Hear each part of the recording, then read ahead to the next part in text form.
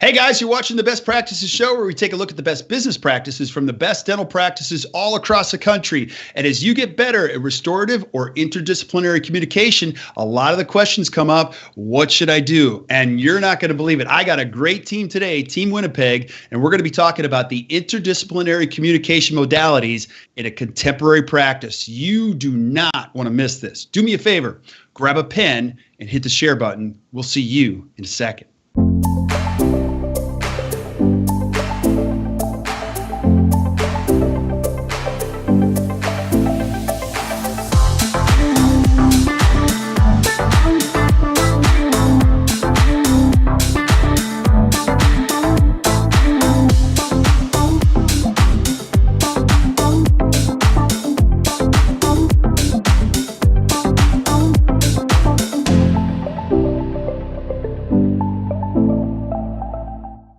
Hey guys, welcome back to the Best Practices Show. We are having so much fun doing this, and today it's only going to get more fun. I got some good friends of mine on today, and you're going to see how awesome they are.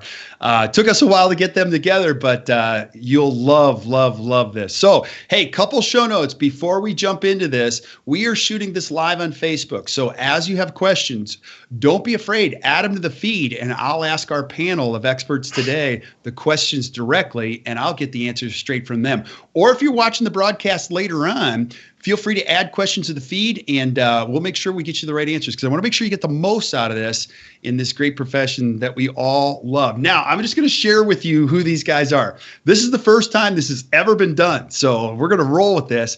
I have got some amazing experts who are friends of mine from Team Winnipeg. I'll tell you my story and how I met them. I have been going to the Seattle Study Club Symposium for years, and it's been about 10 years now that we've had a chance to get to know each other. I've watched you guys grow and develop and become an unbelievable team. And one of the things I said to you, Paresh, last time we were on was, buddy, give us some insight in how you make this work, because I meet so many great young dentists that are on this path, and they hit these forks in the road. Should I do this? How do I do this?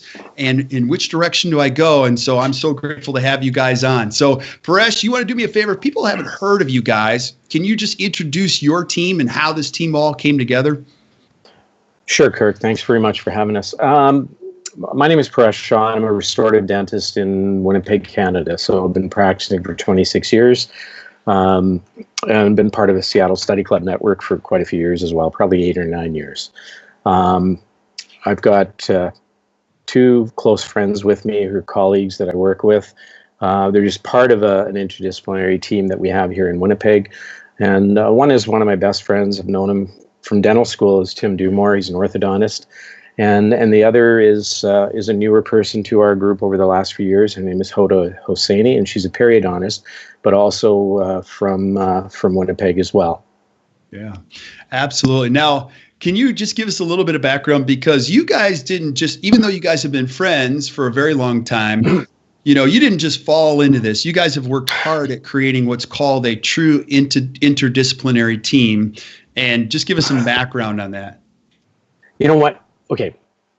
Long story short, I mean, I went through a stage where I was kind of struggling in my practice, and I think a lot of general practitioners might go through that a little bit, where you're getting a little stale. You want to do more. You want to learn how to do more, and you finally get no pun intended, Tim. And then we want to try and elevate the quality of care that you're offering and do more comprehensive care. And to be honest with you, like, some of that journey I started on my own. But what really clicked was probably about 11 or 12 years ago. Tim came to me, got me a book by one of our mentors, who is now a friend, Rick Robley. He's an orthodontist from Arkansas. And to this day, I mean, he's one of the people that still serve as a mentor for me. And he handed me this book and said, Paresh, read this book, because we're going to start practicing this way. And then he invited two of our close friends to go to an interdisciplinary conference that the late Vince Kokich had put on. And we were sitting there in the audience, kind of awestruck. And, I look at Tim, and my buddy Ken all of a sudden looks over and goes, we're going back. This is how we're practicing, guys, from now on. And that was kind of the defining moment for me, is when he handed me that book. And since then, I've been able to pay that back to Rick numerous times. And it's made a world of difference, Tim. Yeah, I think also that was the one of the things that helped our study club kind of get going, because we'd had a study club before that was it was helpful. It was a good club, and we enjoyed getting together and talking about teeth, but it didn't necessarily have a lot of structure, I would say. And then around that time, I think Paresh had been invited to the Seattle Study Club Symposium it was in Cancun, and he came back from that meeting. This was all kind of happening around the same time, and he came back from that meeting, and he was so fired up. It was crazy, and it was like, simmer down, Paresh. But he was like, no, we have to do this Seattle Study Club thing. So that we said, okay. And since then, our club has taken off, and I think the whole ethic behind the Seattle Study Club is about promoting interdisciplinary care, and I think it's those things together it's been like the framework, I would say, for our club. Yeah.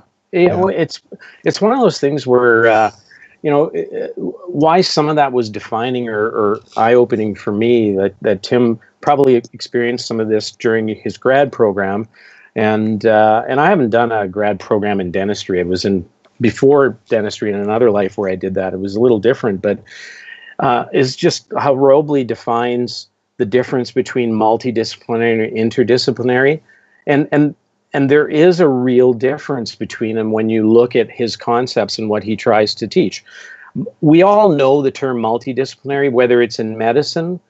I mean, it can be in engineering, in law even, where you're bringing in a lawyer that's looking after, real estate as well as, finances and so forth. And so in medicine and dentistry, we know that there's specialties. And what Robley talks about when he refers to multidisciplinary is that we all know the value of the restorative team and the specialists. We know what the dentist can do. We know what an orthodontist, what a periodontist, endodontist, oral surgeon can do. But there isn't structured collaboration, and there isn't a defined common goal between all of them. For instance, I know that person has crooked teeth. I know that there's some spaces. I send them off to Tim, and Tim will go, okay, well, we'll just straighten the teeth. But we don't talk to Hoda, who is going to do implants, to find out if Tim's going to put the roots in the proper spot. He's just straightening teeth. I don't even tell him anything. I just say, hey, straighten the teeth, and then send it to Hoda to put the implants in. And none of us are talking to each other. Patient wants something, and all of a sudden everything's done. And we've seen these kind of cases. I've been involved in some of them my own personally when I didn't know better. And you get it back, and now all of a sudden you gotta cut teeth a little more than you wanted to. You tell the patient, maybe we got to go through ortho again.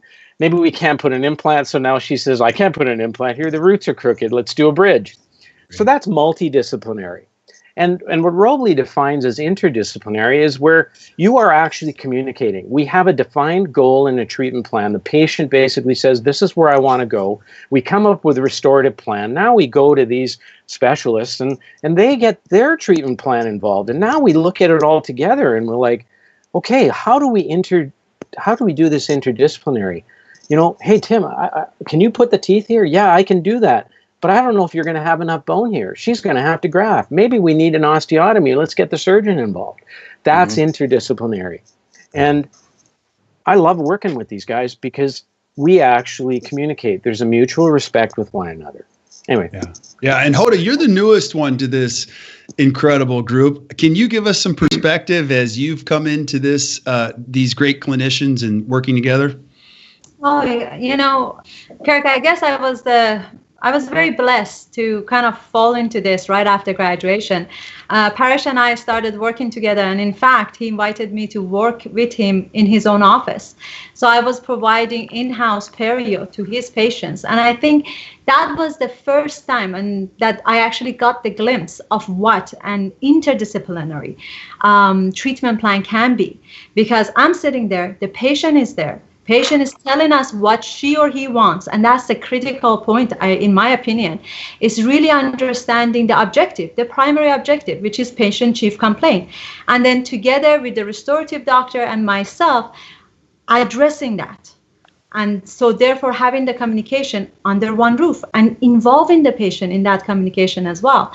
So having had that experience with Paresh, then in my career, as I went forward, even though if it wasn't under the same roof with my referring doctors and all the other patient care providers, I understood the absolute critical importance of communication. When a patient is in my chair and there's that one referral slip that says what it's needed, I'm always picking up the phone and I'm calling up my referring doctor. What is the objective? What are we trying to achieve here? Who are the other team members involved? And what does the patient want? What is the bottom line here? And I think that really goes a long way in helping with the communication, really. And I think at the end of the line, unless we have good communication between all these team members who are expertly skilled, we are not going to get the best treatment for our patients. Yeah, absolutely. And I want to talk to you brought up a good point before we got started about the modalities, but you guys, I want you to be honest. Like, is this super easy? You just look around, you find a specialist and you just start working together. I mean, there's a lot of groundwork you have to do for shared values, to be on the same page. Like, how hard or how easy is this? I think the biggest part of that whole question is just to have a desire to want to do it. Because not everyone does. It can be more work. I mean, at the end of the day, I think it saves you work. But in my office, I have 6 clinical chairs, and I spend most of my day there doing ortho stuff. But once in a while, I have to go up to the front to see a new patient. So they say, "Okay, Dumore, go see a new patient." And as I'm meeting with the treatment coordinator before I go in the room, I look at the clipboard. It's the one piece of paper we just can't seem to get rid of. I'm looking at the clipboard and I'm kind of looking at the picture and I'm listening to what the treatment coordinator has said to me about what she's learned in their conversation. And when I look at the pictures of the teeth, if it's one of those patients that's going to require some more work, it's a 62-year-old woman who's missing teeth and needs perio and oral surgery and Lord knows what all, restorative work. If it's one of those patients, the next thing I do is I look back at the clipboard and see who the dentist was. Because if I see Paresh's name on that form, I know that he and I are on the same page and that we have a desire to do this. And there's lots of great dentists who, if I see their name, I don't cringe, but I know that it's going to be a lot more work for me because I'm going to have to be the quarterback. Mm-hmm. And we talk about having a quarterback for this kind of thing, but that's almost not even the right term. Like, I guess ultimately you need to have someone, in control or monitoring things, but really it is a team effort to be able to sit down. So I think the biggest thing a young dentist or any dentist needs to have is a desire to work towards getting better at that and to learn the skills to be able to do it, and to learn other skills too. Even like you might not necessarily do ortho, but learning about ortho can make you a better interdisciplinary team member because you have a better understanding of what's going on. And I think it's not just about taking CE, it's about working, if all of us sit down and talk about a patient, you learn stuff over time. I learned stuff about perio from Hoda that it's like, oh, there's a new technique for whatever. And if you're working together, you learn those things. And if you're not working together, you don't. Right. And to Tim's point, like even at the Seattle Study Club symposiums that are every year. I mean, there's a good chunk of restorative lectures as well, but these guys are actually sitting next to me listening to the restorative dentists talk about restorative procedures, just like I'll sit there and listen to perio and ortho. So you're going to be a sponge, and you're right. The desire to want to do that is important. That's number one. The rest kind of can fall into place if you pick the right people. Yeah. And we were talking about this beforehand. I travel all over the place and I don't see a ton of people going to the super dentist concept. You hear it, but I think the younger dentists, they go, look, I've tried this. I hate endo, or I'm just not going to try this. And they start to become, I think self-awareness plays a big role in this, just figuring out what you do really well and just spending your time there. It also adds itself to the joy component. And what you find long-term is it's really in the best interest of the patient too. But let's talk about some of the challenges. Now, one of the challenges people tell me is, well, I don't have any time, or how do we communicate? And Hoda, you were talking about the modalities. I'd love for you guys to communicate about how you do this, the modalities, and some of the principles that make this work. Well, I guess, right now we live in the world that technology makes things easier, right? Just like what we are doing right now. We are all in front of our computers in different corners of the city, but we are able to come together and think together on a same topic matter and share our opinions and point of view. So I guess that is very helpful in order to utilize those measures, and in order to do that. But as Paresh was saying, is a desire to wanting to do that. And I guess the part of the desire is also the knowledge base too. I mean, I remember when I graduated out of dental school, honestly, there was a certain level of arrogance. I thought that I knew it all, right? It took a long time for me to understand. I mean, I hate to say a long time, but a couple of years for me is a long time. For me to understand that, no, I don't know it all. And there are lots of things that I still need to learn. Now, when I graduated out of perio, it took much less time for me to admit that to myself, that even though I've gone through certain more number of years of training, a specific training in one regard in dentistry, there's tons more that I still don't know.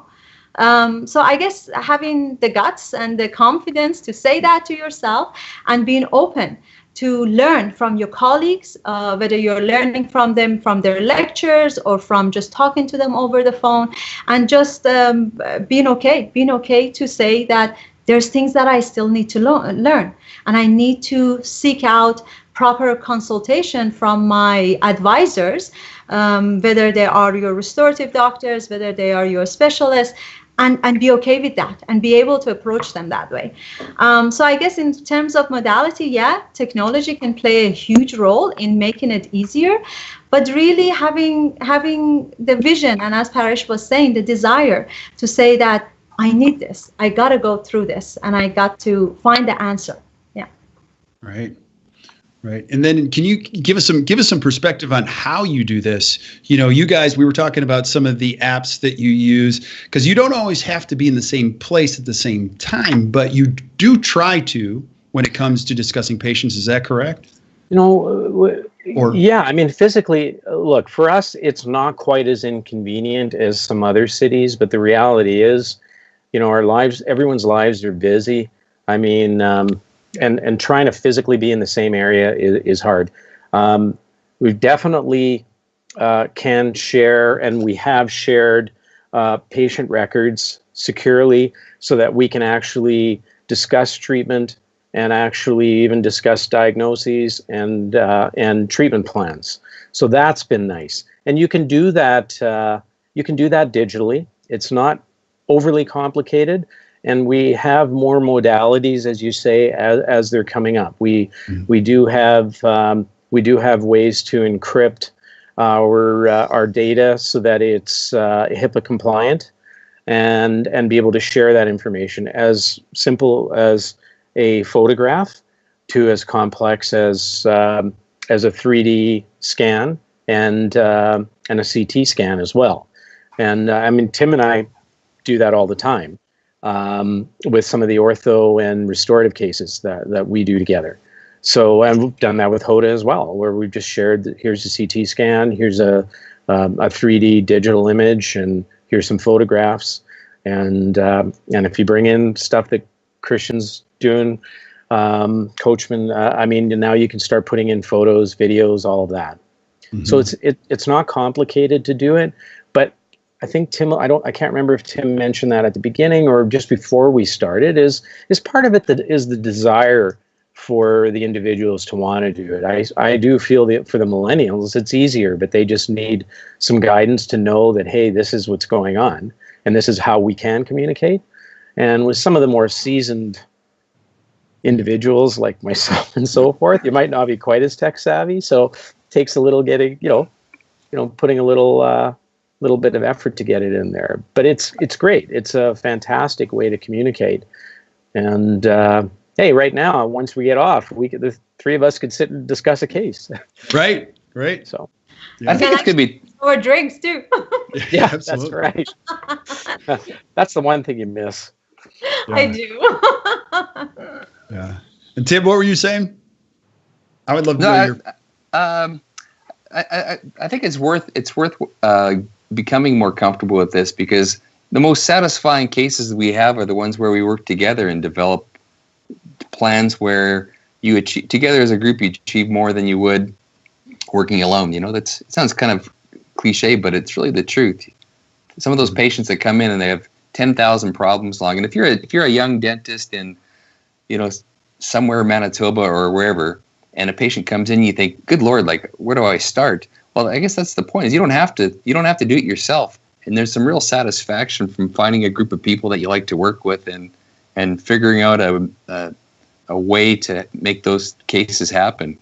I think sometimes, I mean, I've helped up with a few peer review cases where dentists have done some ortho and things have gone south, and they've been brought before the Dental Association from a complaint.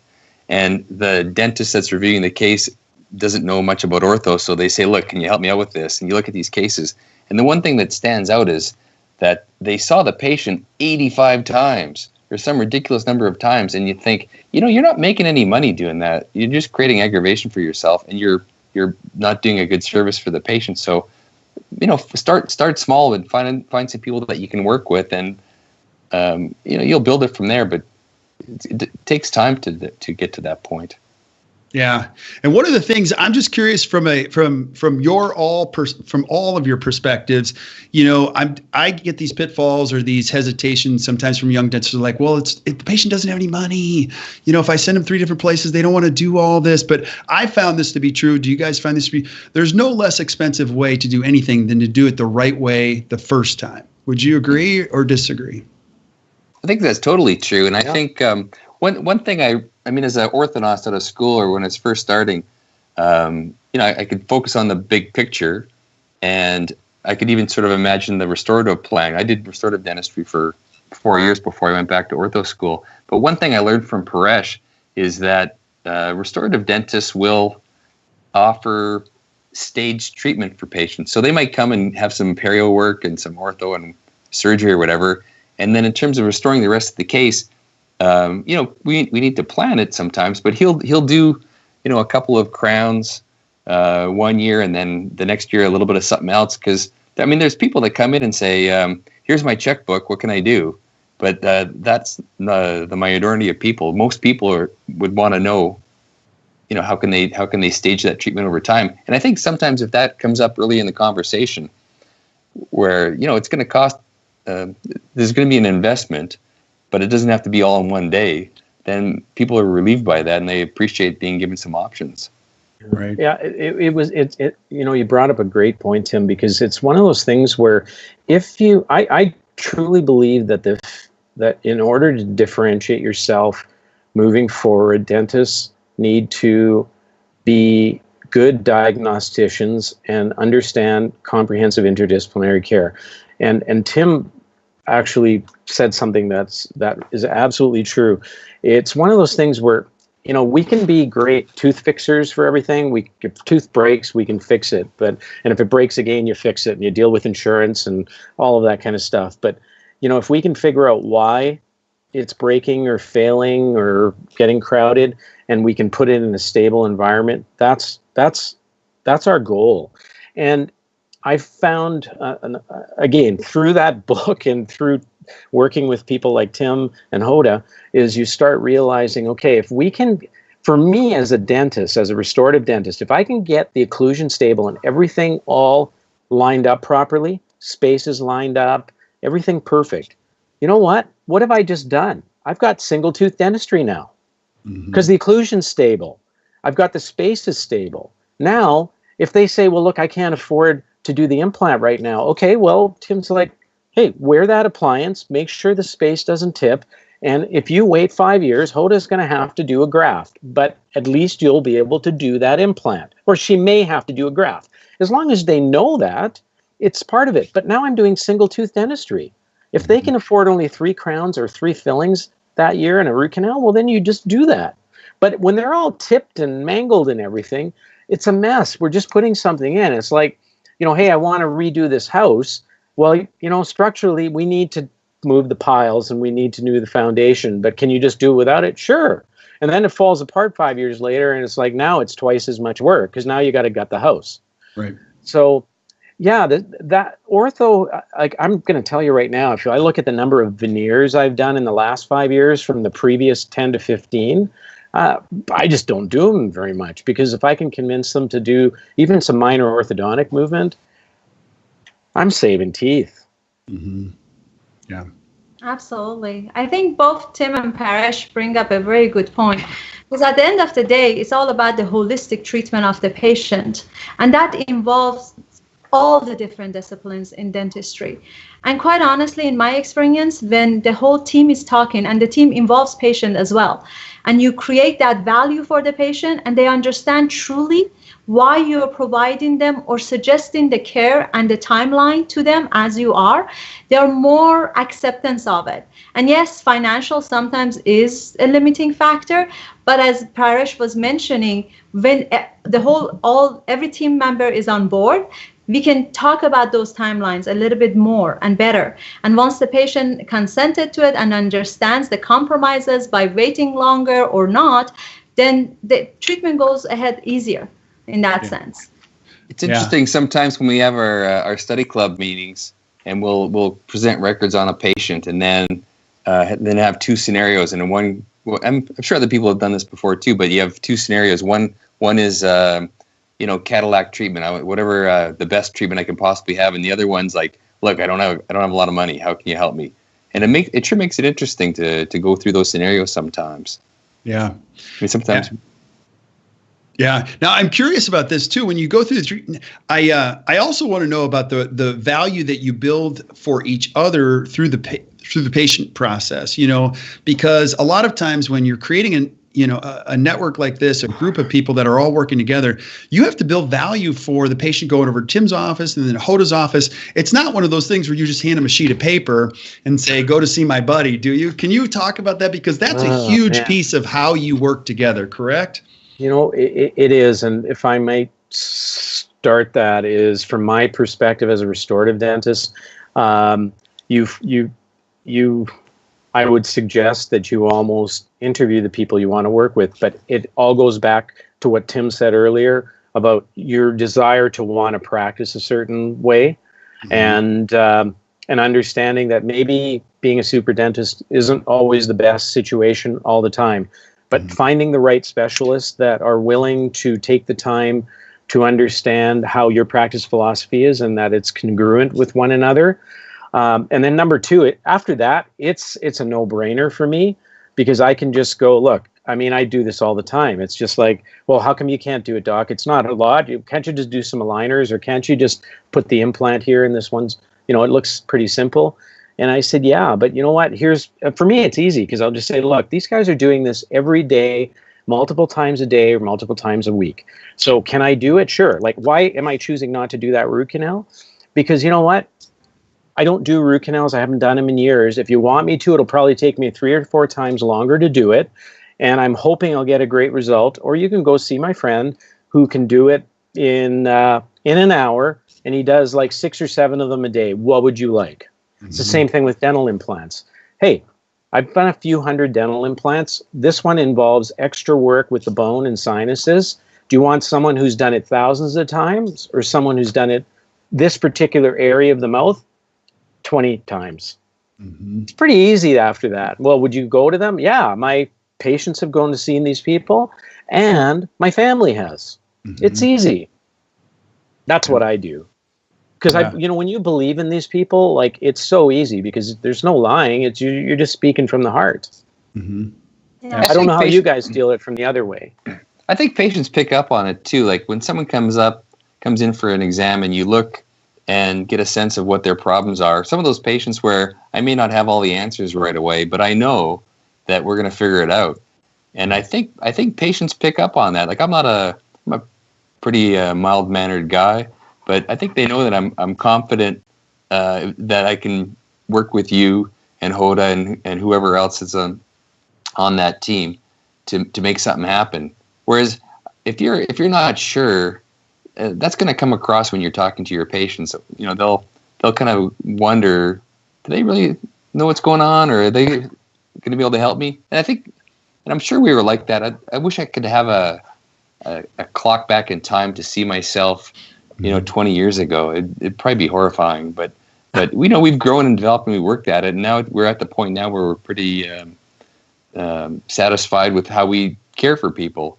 It's always an ongoing effort, but if I was a young dentist, if I could go back in time and do things over, I think I would have started this process sooner. all the things we've done. Absolutely. Hoda, you have any thoughts on that? Yeah, I guess the same goes, honestly. I think when you work with a group of people and you understand their philosophy of practice, then as soon as you see the patient in your chair, you're no longer contradicting what they said to the patient. And as Tim was saying, patients are pretty good at that. They can pick it up. So for myself, if it's a referral with whom I have been working and I see something in patient's mouth, I know exactly what that referral is thinking for asking me to do what I'm trying to do. So then I can reinforce that treatment plan so that by building more value and trust for the patient into their referring doctor, right? Because they're hearing the same message from several different people. Right? Now they're saying, these guys are talking to each other. They know what my mouth needs. They know the objective. So in that regard, it's really helpful of people who have worked together. They understand each other's philosophy. They agree with each other's philosophy. So basically, it's better looked at after.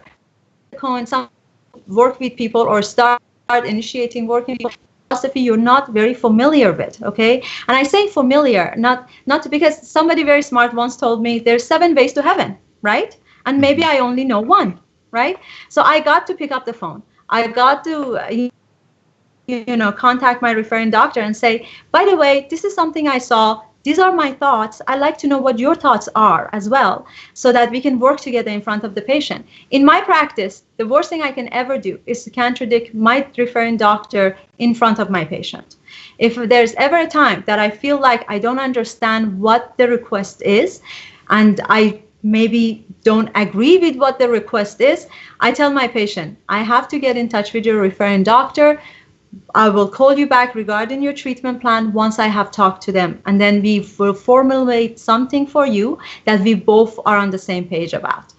So in that regard, I guess it's a learning curve when you work with the newer doctors, but it's really helpful when you have a good mature team that you work together for a long time. Yeah. And I want to ask you guys these questions. Our friend Deepak, I love your questions, Deepak. It's so good. Do dental schools encourage this interdisciplinary concept in an appreciable way, or do practicing clinicians like you guys feel it is a must-do for optimum patient care and create alliances like this? So, I'd love to know your thoughts on this. From a just everyday. I won't speak for grad schools, but no, I don't think they do. I think I don't think there's enough time to really nurture this philosophy in 4 years of dental school, or 3 years in my daughter's case. But the thing is, no, I don't think there's enough time. And I think you might have the odd gem of a part-time or a full-time clinician that you connect with that actually will try and maybe teach you that on the side a little bit. But I just don't think there's enough time. I think this needs to be done after. It's the old saying that we've always said, you don't know what you don't know, and you learn. The learning starts after. You get a very, very basic thing when you get out of dental school, and that's where you're hoping you have enough of a drive in you that you create a network of like-minded individuals that you can actually learn from, and then join organizations like the Seattle Study Club where you can even be mentored along the way. I do feel, and the two of them can speak to that, is that as soon as you get into grad school, there's more potential for interdisciplinary care. And I think a lot of the grad schools now, Tim and Hoda, are actually, collaborating amongst different residencies and that. But general dental schools, I don't think it is. Sorry, that's long-winded, but I think in terms of grad school, I think that idea exists, and I think different schools probably do a better job of it than others. But even in grad school, there's still a challenge of you're learning your thing. You're worried about learning ortho stuff, for example, and you maybe know that perio is part of it, and hopefully there's some good mentors you can learn from. I feel so grateful that when I was in school, there were 2 people in particular that I learned a lot from, and one was Vince Kokich, who you mentioned, and the other was David Sarver. And from both those guys, I owe a gratitude to them, because they kind of helped cement that concept in my head. That meeting that you mentioned, Paresh, the AAO Interdisciplinary, it was pretty cool. It was pretty good. But I think coming out, we had a good time that trip. Actually, we had a great time on that trip. Some of it we can't share, but no, I'm just kidding. No, I think that's true though. I think it's. I think once you get out of ortho school, it's kind of a similar thing from finishing dental school and learning. I had this is just an aside, but I used to mount every case, and at some point I switched to digital files, and at the time, now you can do mounted cases digitally, so I have all these plaster models sitting around, and I had my son knocking off mounting plates and taking off labels and whatnot. And I picked up a model one time of a finished case, and it was a cuspid substitution. So the kid was missing laterals, and we'd substituted the cuspids. And this was quite a while ago. And I looked at it, and I just cringed because it was a pretty fair result compared to what I learned from David Sarver and other people, I suppose. But in terms of making that look good, and I think I do a much better job nowadays than I would have, and it's all part of learning and growing.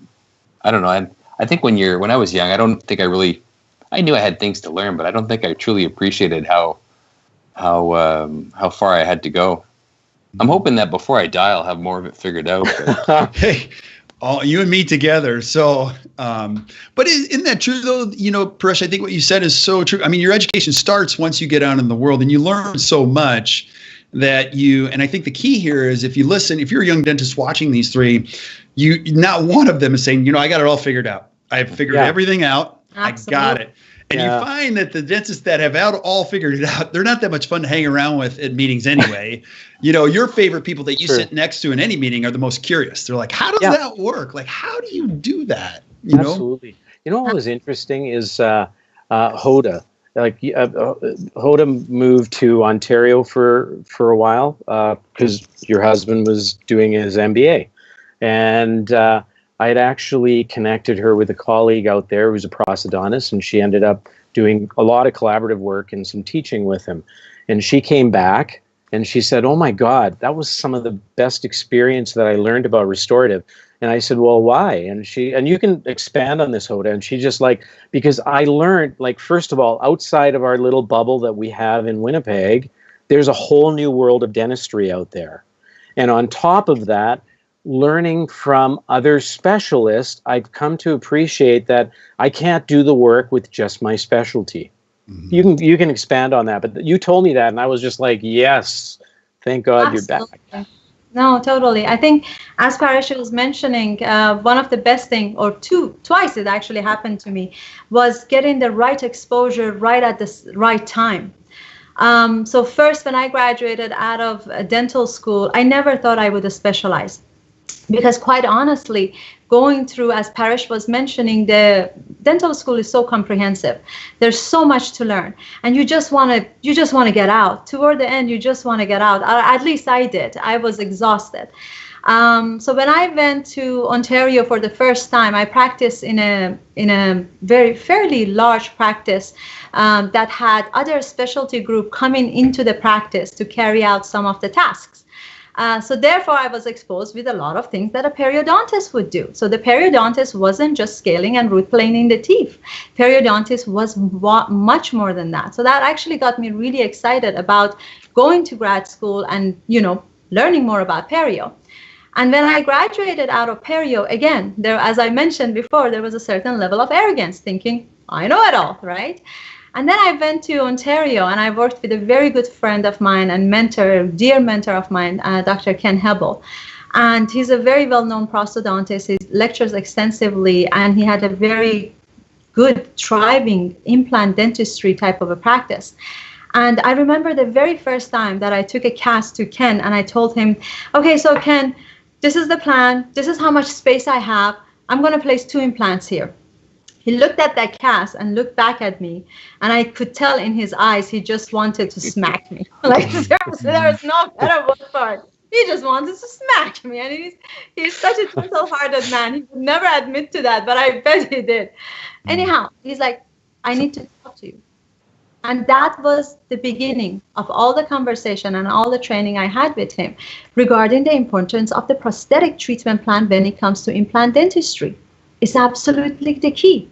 Every surgeon who graduates out of every school says that. We all say that, but do we truly understand that?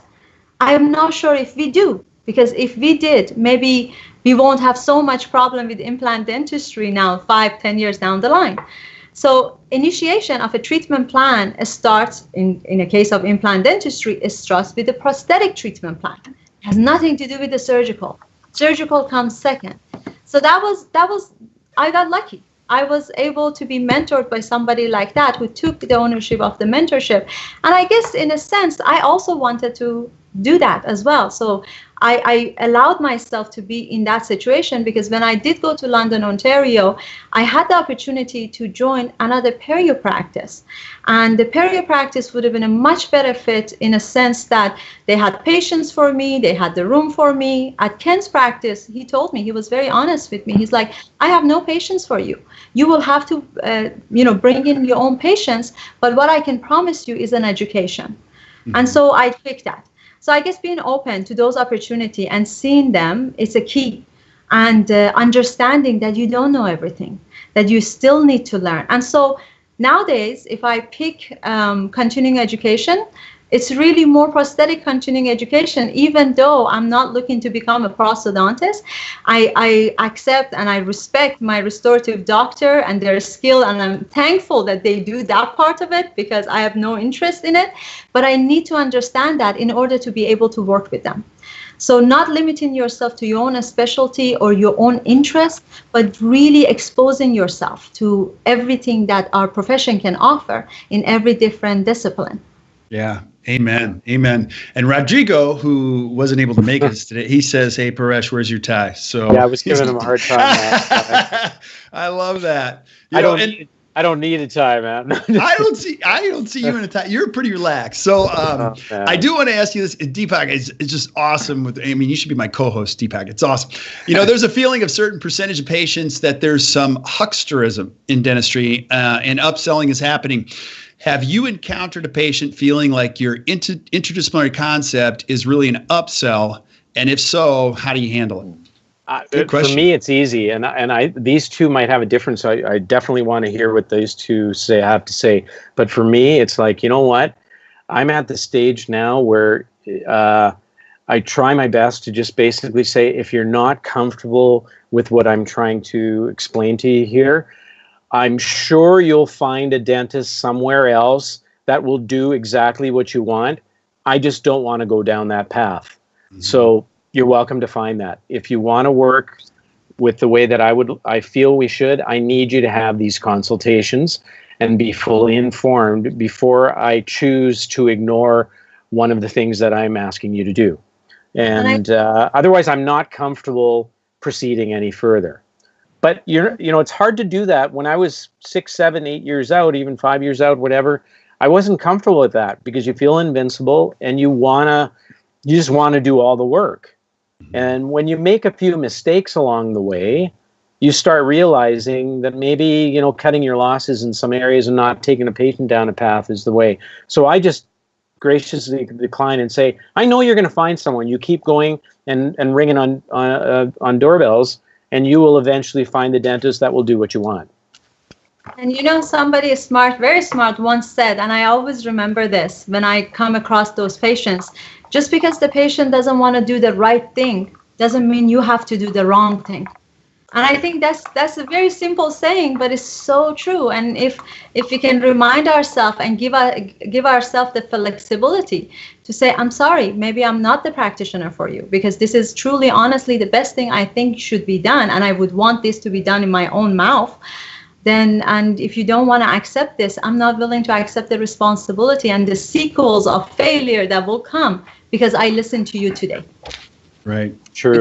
It's a good question though. Like I had a negative review on a site recently because I'd seen a kid, and I'm pretty sure I know which patient it was, and she was very retrognathic, and especially today we're aesthetically driven orthodontics. You consider people's profile, and for some patients, we're fortunate in Manitoba that for the most part, surgical services are largely covered. So if someone needs a BSSO, a mandibular advancement, they can get it. So for this kid, I said, well, here's the thing, is that you would benefit from surgery.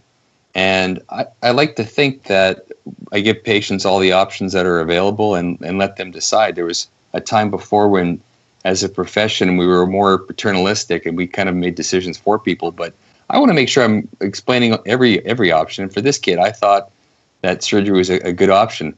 And they had gone for a second opinion, and the other orthodontist said, "Oh no, you don't need surgery. We can fix it without." And they probably took out 2 upper buys. And I probably talked about that, but I think they got this. Like the comments in this person's comment were along the lines that I was trying to sell them something, and it really irritated me because the reality is that for the most part, for me, surgical treatment is less profitable, for lack of a better term. It takes longer, and there's more appointments, there's more work involved from my perspective. So if I just wanted to make money, I wouldn't offer surgery. If that was the only thing I cared about, then I would do less surgery than I do. So I think Deepak's comments kind of, it's a good comment in a way. We have to be aware that some patients might perceive it that way, but I think as long as you sort of say, look, these are the problems, and here's some potential solutions, and you decide what's best for you. I have this instructor in ortho school, and he had a great analogy that he used a lot. And so we're in Winnipeg. Winnipeg is, if you've never been, for anyone who's watching, it's quite possibly one of the greatest places in the world. Absolutely. Absolutely. But having said that, I'll say to patients, if there's a choice sometimes, I'll say, you can go to Hawaii, or you can go to another place. And depending on how bad I think plan B is, the other place changes. So I might say you can go to Hawaii or you can go to Calgary. And they're both great places, but they're not the same place. Just trying to make the point that it's not just treatment. You're making a decision about where you're headed. And sometimes, I'm going to offend people from Regina, but Regina's a great city too. But from Winnipeg, it's like if you're from, there's always some place you got to make fun of. So I'm going to make fun of Regina. Sorry, friends there. Ooh, but, wow. And I've been there. I've been there. It is cold sometimes, like really cold. You said sometimes controversy is good on this. I love it. Show, Bring it. So Bring I it. think I owe some beers for all my friends in Regina now. But anyways, you know what I'm saying. You have to sometimes make that point to patients that we're not trying to sell them stuff, but we're trying to give them options for how they might fix things. And you'd be surprised if you actually offer things to patients in a reasonable way, then they might bite. But I have like Paresh sends me patients sometimes where it would be a slam dunk, 10 veneers, you'll have an instant nice smile, and he says, no, I think you need to go see and they'll come in and say, look, I just want veneers, but he said I had to see you first. And some of those patients, you can do that, but if you say, do you want ortho? And they go, no. And then you say, I didn't think so. And then you do your veneers. It's a different mindset, I think. Yeah. But, you all three of you have alluded to this. Don't you think aging plays a good role in this? Like, Paresh, when I hear you, I hear between the lines, look, I'm getting older now. I don't have time for this. I'm going to do this the right way. And if you don't want to do it, that's cool. I'm totally cool with that. We all share a mutual friend, Bill Robbins, and I love how Bill describes the aging process. He says, I used to get so stressed out when patients would, I'd see that case and they'd go, it's not white enough. He'd look at him and go, nope, it's plenty white. And so, just as a point, look, I'm going to take really great care of you. I'm going to do the right thing. Right. And if it's okay. And then also too, kind of preparing them, Tim, that they can go other places and you're going to find different solutions. And don't you think the sting of a review is less once hey, look, I just did the right thing? Because if you're questioning the right thing, I think the sting of the review is higher. But if you say, hey, look, I did the right thing there, I'm sorry they weren't happy, I'm okay with that. Would you agree? I think that comment would have bothered me a lot more 10 years ago than it does now. I think you kind of summarized it pretty well. Otherwise, sometimes it's not just with the patients. Sometimes as a referral practice, you don't do what your referral doctor wants you to do, Right. You lose the referral, right? Yeah. So I guess sometimes your skin has to be thick to really stand by your principle and really say, I understand what it is that you want to do, but quite honestly, in my opinion, this is just not going to work out long term for this patient, and we need to find a better way. And they may decide that they don't want to work with you, right? So I mean, the sting of that sometimes is a little bit more, because as we are in a smaller community, so it becomes a balancing matter, you know. And I guess you just have to grow thick skin. Yeah. Well, I think sometimes too, though, if you're a young dentist and there's somebody comes in and you got debt, right? You got bills to pay, you have student loans, you got practice debt, and you're feeling some stress from that. And you sometimes think, man, I need that case to say yes. And for some of those treatments, those are your biggest regrets. You think, my God, like you're married to some problem that you wish you'd never compromise. You know, I know it's not easy. It's a real dilemma sometimes, but sometimes it's just not worth it. And it just takes a while. You have to get burned a couple times, I guess, before you truly appreciate that. You know, and that's what it is, Tim. You're right. It's just you know, when you're practicing long enough, I don't care what anyone says, there's always things that don't go perfect. And the more you get into more involved in interdisciplinary cases or comprehensive cases, the higher the risk there is. But you know, it's part of the growing process. And that's where feeling alone and isolated, and that, I think, guys, it would be the same whether you're a specialist or not, is kind of hard. You know, it really does help us that we could pick up the phone, we could text each other, we can email each other and just say, you know, man, I had quite the day today and this. And then sometimes it's about our patients, sometimes it's just what's going on within our practices. But you don't want to be isolated.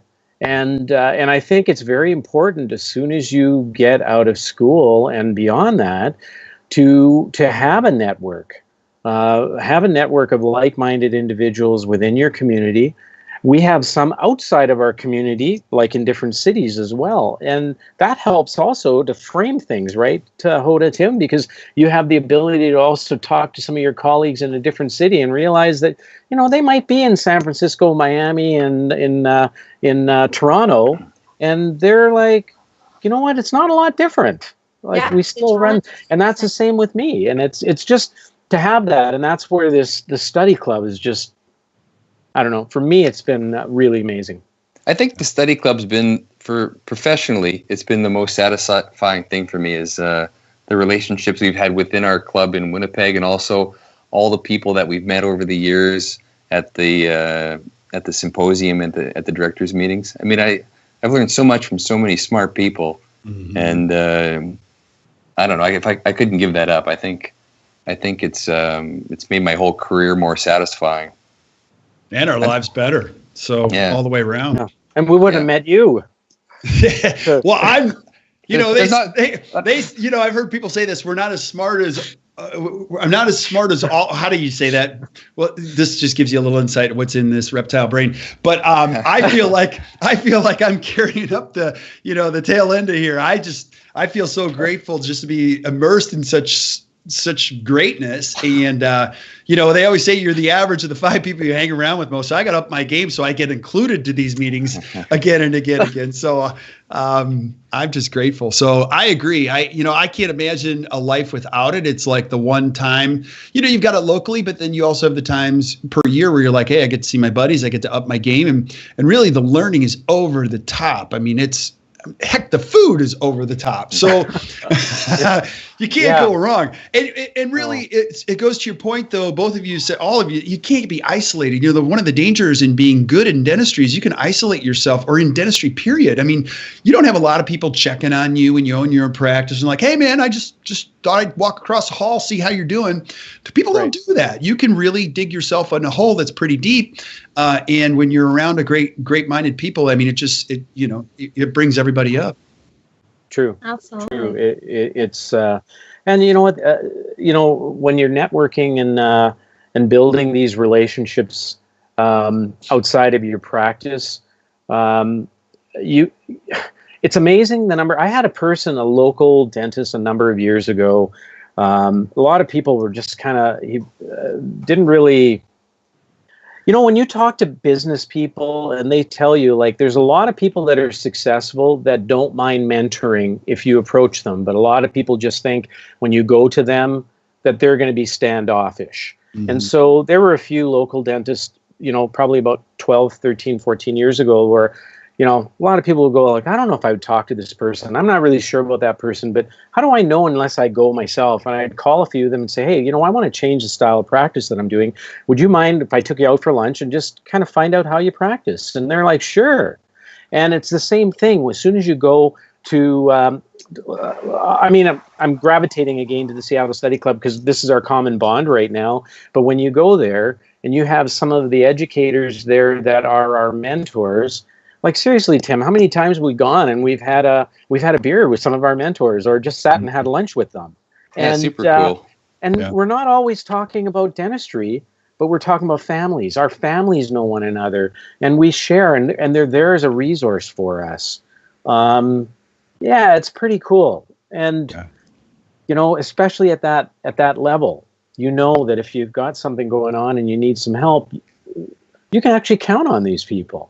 And they sometimes will ask you for help, which is flattering. And the beautiful thing about the study club like this is the importance and the emphasization of allowing the younger generation to get incorporated as well. Because they do find it intimidating at the very beginning to come up to somebody who had 15, 20, 30 years of experience and ask them questions. But in a safe environment like this, maybe the first session they don't ask, maybe the second session, but by the third session, when they get incorporated, then they find the confidence to go ahead and ask the questions that they thought they couldn't. And that's how the relationship starts and maintains as well. Yeah. Absolutely. Absolutely. Well, I'm so crazy grateful for the friendships I have with you guys. I get to see you guys all the time. And every once in a while, I get to come up and see you up in your neck of the woods. I usually have to wear something, a heavy coat, but it's such a special place where you guys are at and what you guys do. And like I mentioned to you before this, I want to have you guys back for a whole bunch of these on different subjects because I think what you do is just incredible. And I'm just grateful. So thank you guys. Now, if people want to get a hold of you, because I'm sure if people are watching this, if you're a young dentist and you're watching this and you're like, I don't know if I could do this, reach out to these guys. These are not only incredible people, incredible clinicians, they're great educators, and they're very willing to help. How can people get a hold of you guys? Use my email, or go to my website, drpareshshah.com. It's got my email address and everything there. I think Ben was going to share our email addresses, maybe. Yeah, Ben, I'll have Ben, our producer, put those right in, if you guys don't mind. I mean, we'll share not at all. No, that's great. Yeah. Not at all. No, that would be fantastic. It's great. Anytime that somebody reaches out, it's actually, personally, I feel good. Because that means that the message was received by somebody who was interested. And it started a communication. It started a discussion. So that's great. So anytime. Absolutely. Well, you guys stay on for just a second while we say goodnight. I know, Paresh, we've been keeping you long. You got dinner plans tonight. But I appreciate you guys. So just stay on for just a second while we wait. Hold on. I'm going to say goodbye to everybody else. If you're watching this, thank you so much for watching the Best Practice Show. If you guys found this valuable today, do me a favor, just hit the share button and share it with your friends. Obviously, we'd love for you to spread the good word. And keep sending us suggestions for great shows, things you want to hear from Team Winnipeg. I will ask them directly and we'll put shows together. It is awesome to watch these guys do what they do. So until we see you next time, keep watching the Best Practices Show. You guys have a great evening. Thank you. Thank you. Thanks, Kirk.